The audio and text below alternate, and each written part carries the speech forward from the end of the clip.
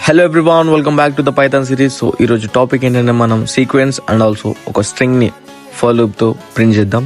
So first మీరు ఇక్కడ కోడ్లో చూస్తే సింటాక్స్ చూడండి. ఫస్ట్ మీరు ఏం లేదు, సింపుల్గా ఫర్ పెట్టి ఐ అంటే variable in range of, range అనేది అది సింటాక్స్. మనం సీక్వెన్స్ వాడడానికి మనం రేంజ్ అనేది వాడతాం. సో 1,11 పెట్టినాం. 11 ఎందుకు పెట్టామంటే మనం 11 అనే నెంబర్ అనేది ఇంక్లూడ్ అవ్వదు, ఓన్లీ 10 వరకే వస్తాయి. స్టార్టింగ్ నెంబర్ ఇంక్లూడ్ అవుతుంది బట్ నెక్స్ట్ నెంబర్ అనేది ఇంక్లూడ్ అవ్వదు. So same print of I అన్నప్పుడు ఆ వేరియబుల్ని ప్రింట్ చేసినట్టు ప్రింట్ చేస్తే మనకు ఇక్కడ సీక్వెన్స్ అనేది జనరేట్ అవుతుంది. ఇక్కడ నుండి 1 నుండి 10 వరకు సీక్వెన్స్ అనేది జనరేట్ అవుతుంది విత్ ఫర్ లూప్తో. ఓకేనా, మీరు ఇక్కడ కింద అవుట్పుట్ చూస్తే మనకు 10 నెంబర్స్ వచ్చినాయా.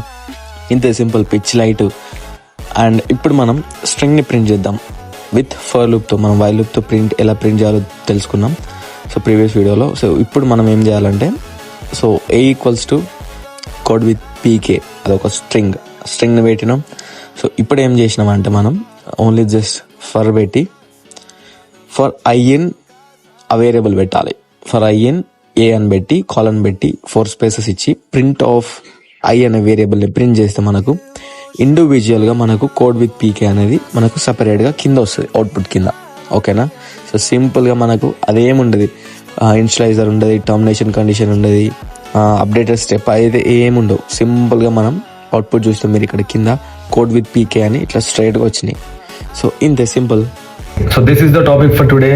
If you need Python related content, then don't forget to follow me. See you in the next video. Bye.